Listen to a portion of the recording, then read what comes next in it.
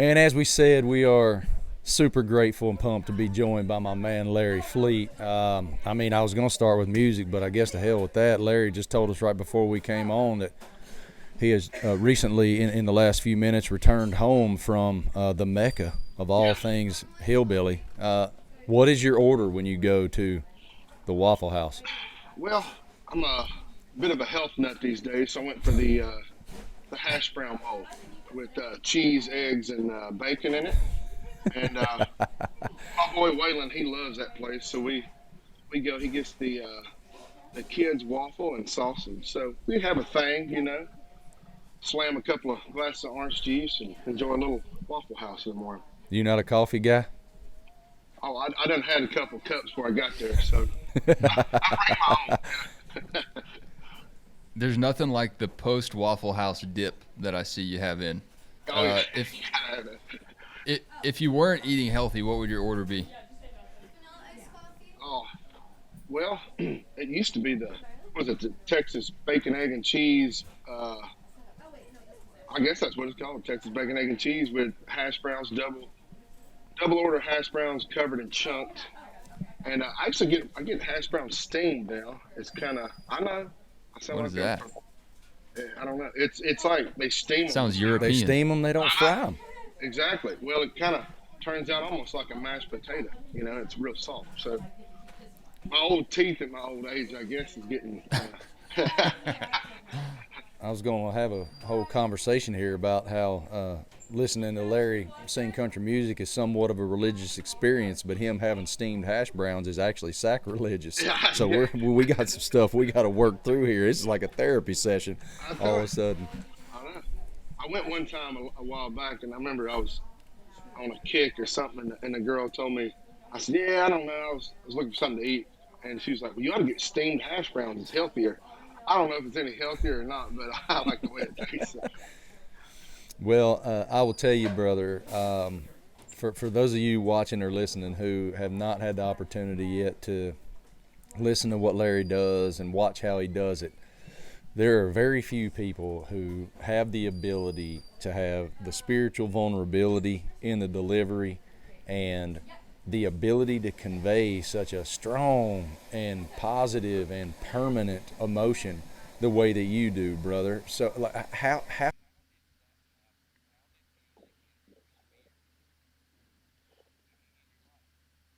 Uh, Music come about real early for me, and it actually was pretty much what you said there. We did. I think I started playing when I was 5 or 6, and we played gospel music. And so it was after church we would sit around and pick guitar, and my cousin played fiddle. My great uncle would play just whatever had strings on it, and none of us really had any lessons. We just kind of picked it up and learned it on our own, and that's what it was. And we'd sing old gospel songs, and so I started there, and then to where I'm at now, I kind of learned to be just as honest as I could when I write songs and when I sing things. And if I'm honest about it, then I'm gonna believe it more when I'm singing it, and then it's gonna come across like that to other people. They're gonna believe what I'm singing about. So, a while back, I used to try to write songs for other people to whatever I thought the radio wanted, but I kind of just quit doing that. I was just tired of doing it, and I just want to write something good and anyways, what I would listen to. And so I kind of focused in on that and tried to be real honest. And when I wrote "Working Man" and "Where I Find God" and stuff like that, that's kind of I live that stuff, and I figured somebody else does too, so they'll get it. And is that the moment that it all changed? Because so many writers go through the exact same conundrum and conflict that you just talked about. I want to write what's on the radio so that I can get a cut or so that somebody will maybe put me on the radio, but that is not who I am in my soul. Yeah, Is that when it all changed? that's exactly when it changed. Yeah, because as a songwriter, you make money whenever somebody records your song, and so you really make money when you get it on the radio. Like if you get a hit, that's how you make a living. Well, I sang demos and I wrote these songs and I was doing my thing, and and trying to write whatever I thought somebody else wanted, which usually was, nothing against what's on the radio and stuff. It's just a lot of times it's the same thing that's kind of repeated. And I don't necessarily relate to everything. I don't I don't drink anymore, so the party getting drunk songs, like, I don't really relate to that. And I so I kind of wanted to write something different that I would listen to, and that's when it changed. I mean, like we said, I don't know. I want it to be honest, and I want it to come across. I want to listen to my own music. Like I would want to listen to it if I didn't write the song. That's what I would want to hear. So that's kind of what I focus on. I I'm a big guy on finding a hook. Like the I want to land a hook to where you're singing a song, and then all of a sudden you get to that hook, and that's where I find God or whatever, and it's like, oh, got me. So I'm a big guy on that, and so that's kind of the style I write, just being honest and finding a good hook, and it's worked out, and it's working pretty good right now. So. I heard Parker McCollum in an interview recently giving advice to a young songwriter that wanted to go to Nashville. And he said, if you want to go there, you need to know who you are before you get there. You can't figure it out along the way. Do you feel like that was your experience? Oh yeah, yeah. That's a thing going on right now. Is in the world we're in, it's like people want to be famous.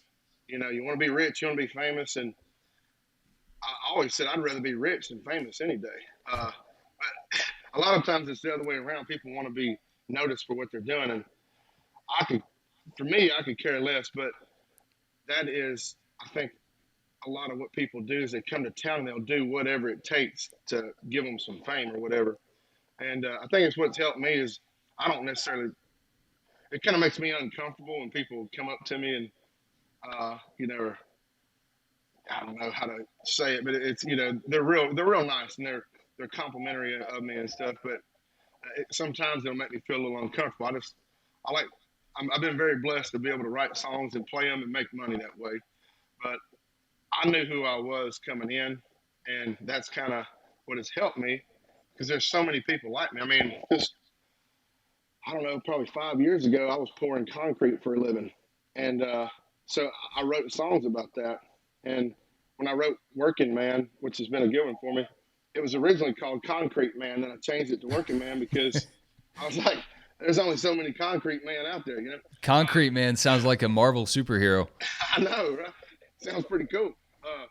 But so when I started really focusing in on who I was and what I wanted to do, that's when it worked. And I think that's a great that was some good advice, because if you know who you are, and I've given that same advice too, but if you know who you are coming in, you kind of stick with it, then you can be proud. If it works, you can be proud of what you're doing. And yeah, I think that's a pretty true statement from him. So. Why'd you quit drinking? Well, honestly, it was just kind of, I got tired of it, and it for me it didn't do anything for me, and I couldn't act right, and everybody's always paying attention to you, and not that I had to go to rehab or anything. It was just I just kind of give it up, and having kids and everything else, that just between having kids and wanting to set a good example, and also up until this year, I got my own bus and my own driver. So I drove my own bus for the past few years. So you can't be drinking and drive a bus. So I just kind of, I started slacking off when I was driving so much. And then I noticed I felt way better and liked who I was when I wasn't drinking. I admire it. I admire it a ton. I think about it all the time. You were talking about concrete and rebar and everything that you did on the construction jobs before you decided to hang it up and chase songwriting and singing full time. How do you carry that guy who was pouring that concrete with you every day now? Well, I think it's still in my DNA. I mean, my dad, he still runs Nashville Ready Mix, so he's working concrete. My brother worked concrete. My granddaddy retired from concrete. So it's family just business. It is. It's all in us, and I don't know.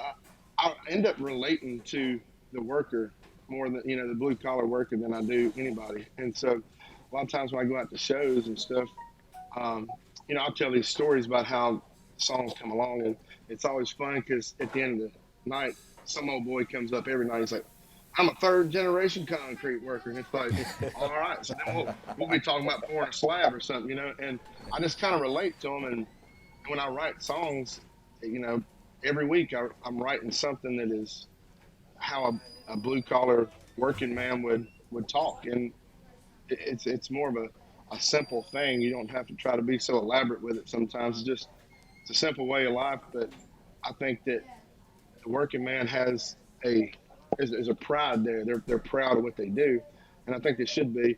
And I'm proud of what I do, and I'm proud of where I come from. So I just carry that with me, and I still think like a working man. And my wife gets on to me all the time. She's like, "You ain't got time to be out here pouring a slab in the yard," but I still think I need to do it, even though I'm gone all the time. She's like, "Just pay somebody to do it," I'm like, "Well, I can do that." And so that's I guess it's just how my brain works.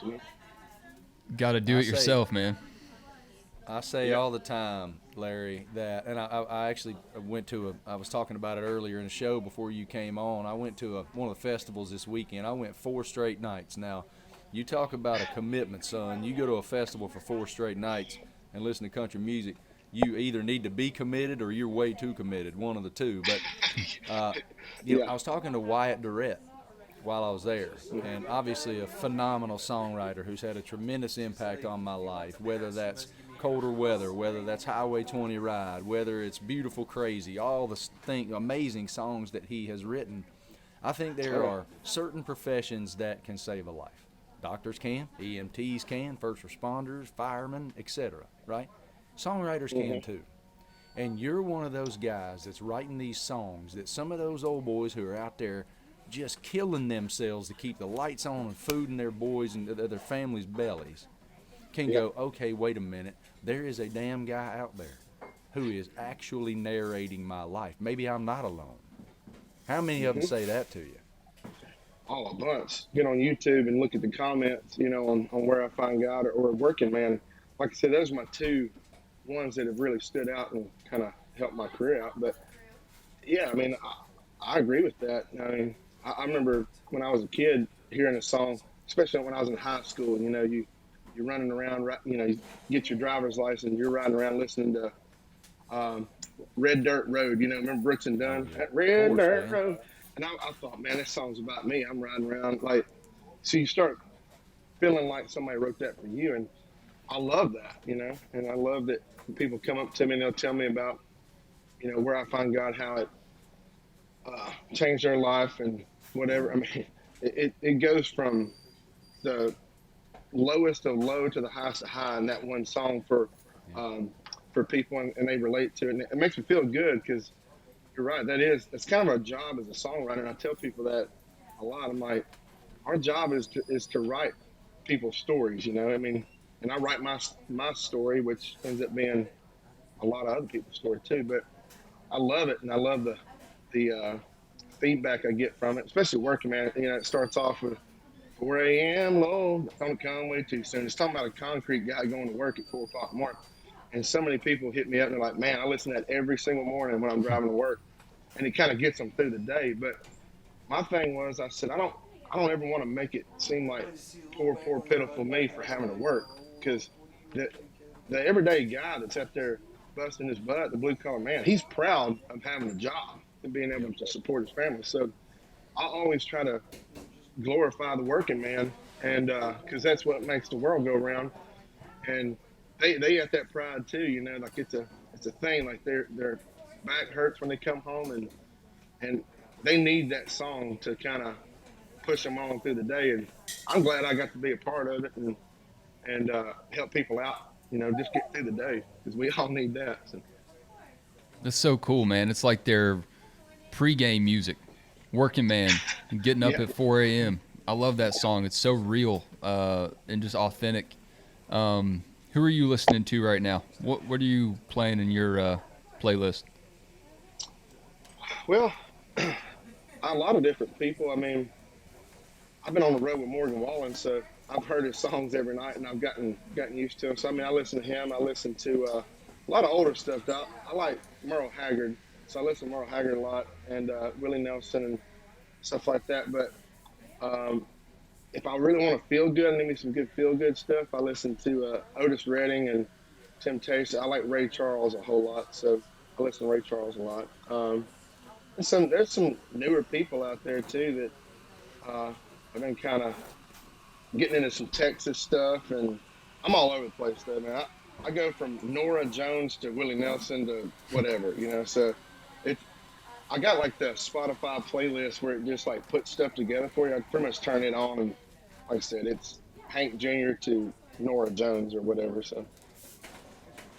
Speaking of Willie Nelson, I can't imagine what it must have been like the first time that he said, "Ladies and gentlemen, I'd like to bring a friend of mine up here, sing a couple songs with me."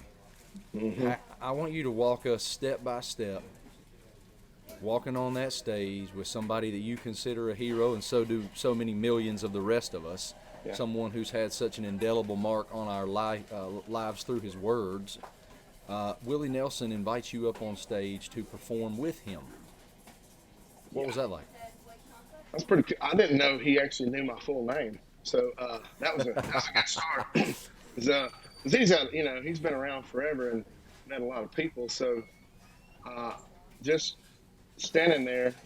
Well, when I come off the stage, the very first night I played with him, I come off the stage and he was standing there, and he said, "Hey, Larry," and he's about, I'm 6'2". He comes up to, nipple height there, and he's like, "Hey man, that was real good, Larry." I said, "Well, thank you, man. I appreciate that." And we talked and shook hands, and he said, "Why don't you come out with me and sing tonight?" I said, "Okay." He said, "Let's do some gospel songs." I said, "Well, I know a few of them." He said, "All right, I'll see you out there," and walked off. And so I asked his people, I said, "What song we gonna sing? I'd like to at least kind of know what I'm getting into." They said, "We never know, but you'll figure it out." And I was like, "All right." So singing harmony with Willie Nelson is hard to do, especially when you don't even know the song. But luckily, whenever he got up there and he said, "I'm going to get my buddy Larry Fleet out here." And I was like, I looked at my manager. He knows my name. And so I walk out, and first night we nailed it. It was fun, and we played and sang a couple old gospel songs. Well, the next night we did it again, and the next night he called me out. Well, I got a little nerve up because I was like, I know what we're getting into, and I know these songs. And he would always sing like the first verse and chorus of "With a Circle Be Unbroken," then we go into "I'll Fly Away."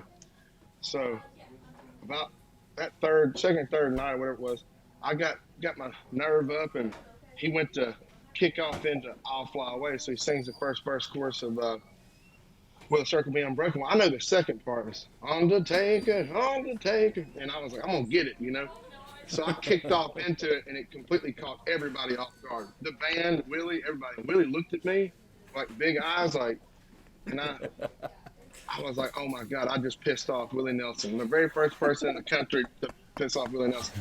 So I went like that. And he said, "All right, get it, boy," and I just went for it, and it worked out good. We played a lot of shows since then. You know how kids pretend they're in the Super Bowl when they're in their yard throwing footballs, and they grow up and they never imagine they do it in real life? Could you have ever imagined when you're playing gospel songs with your uncle, your cousins, one day you'd be doing it with Willie? Yeah, that was like the pinnacle, and that kind of happened early in my career. Coming back into it.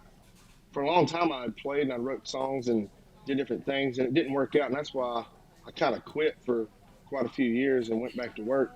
And then, I met Jake Owen one night, and he's the one that kind of got me back into it. And then the second person took me out was Willie. And I remember calling my mama, because my mama was like, she used to love Willie Nelson, still does. And I used to listen to her play Willie Nelson songs. And she told me about going to concerts, Willie Nelson concerts, when she was like a teenager. And so it was pretty cool. I was like, you ain't gonna believe this, like I'm out here with Willie. It was really a cool moment. And Jake actually called me the very first night I was out with Willie and was like, "Dude, I've never got to play with Willie. Like, you're doing something that I didn't get to do." So it was a pretty awesome moment. And I was like, man, if I die right now, I'm all right, you know. Like, I've done it, you know. So, I imagine singing gospel songs on stage with Willie Nelson is exactly where you find God, sir, because that's about as good as it gets. I imagine he'll be at the pearly gates when I get there singing yeah. Red-Headed Stranger or something. I mean, you know what I mean? I hope so.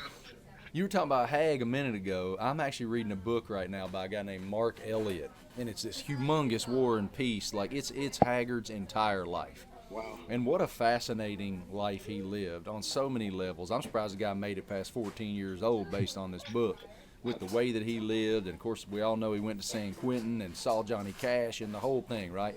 What was it about Hag that first of all, inspired you, but second, you still listen to him on such a regular rotation now? Well, because he was for the working man, you know. Yes, that he was. That was his whole thing, and he had such a cool history. I mean, yeah, he'd been to prison, he'd lived a hard life, but he had kind of overcome everything and got it turned around. But he was for the working man. A lot of his songs were directed at the blue collar working man, and so, I mean, being a working man, like, that's what you want. You want to hear those kind of songs, and I love his voice and how he wrote songs, and he was a good guitar player, but like, he could get after it and sing, or he could hit these really cool low notes that I just loved. And it's kind of he's got his honky-tonkin' music, you know, that's kind of could be holding you tonight, and then he kind of do that, and then the next one's like Fight Inside of Me. Fight Inside of Me, you know, those kind of things. But then he could sing, well, I've been throwing horseshoes. It was kind of that groovy. He had like this mid-tempo kind of groove on a lot of the songs, and I do too. So it's just a big inspiration. I just liked it. It made me feel good, and I still listen to it today and draw inspiration from it when I go to write songs. I bring up a lot of times. I'm like, man, let's kind of get that Merle Haggard feel. Let's listen to Merle Haggard and get in the mood, you know.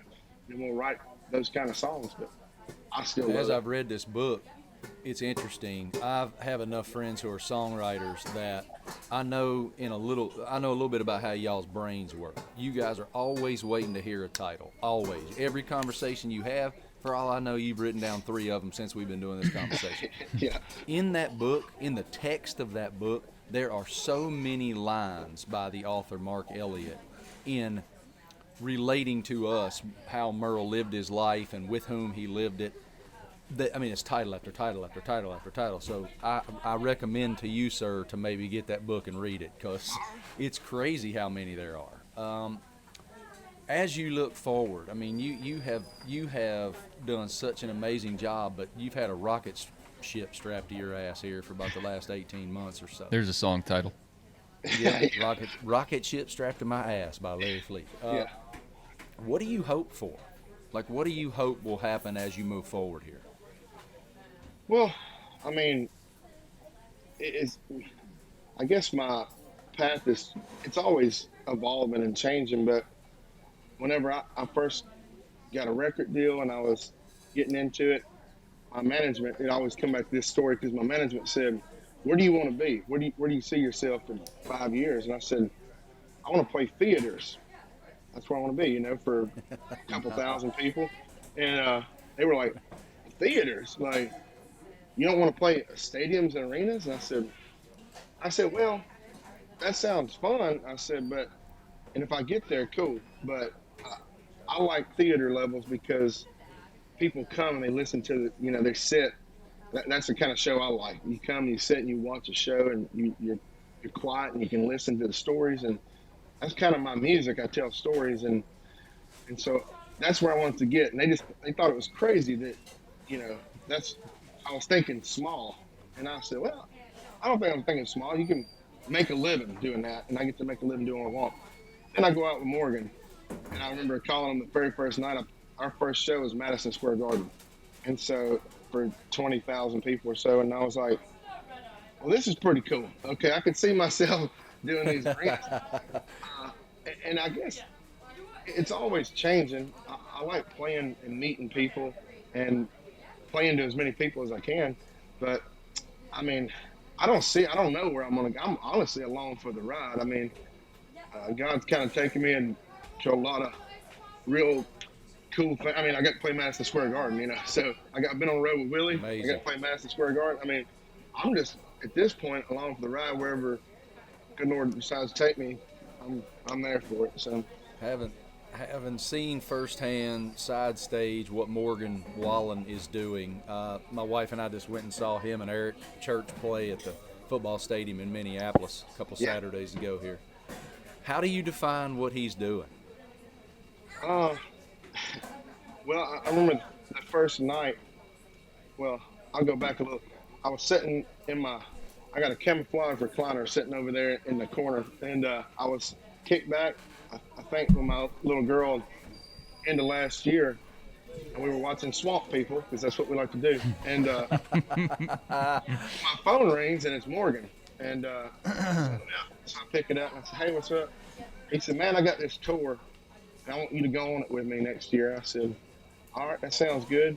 And he's like, it's going to be pretty cool. I think we're going to do some arenas. And I was like, all right, sounds good. And I probably didn't act too excited, but I didn't really. I was excited. I'm pretty calm. And so I was like, all right.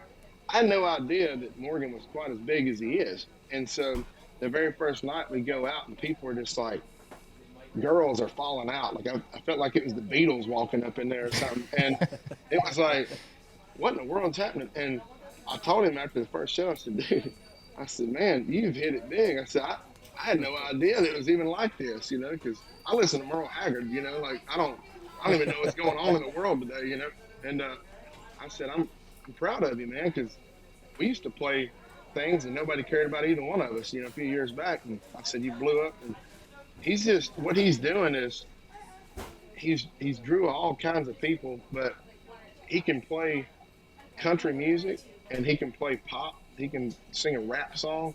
He can literally do anything he wants to do, and people love it. I mean, I always joke, and I say, you can go fart in the microphone and go number one in a day.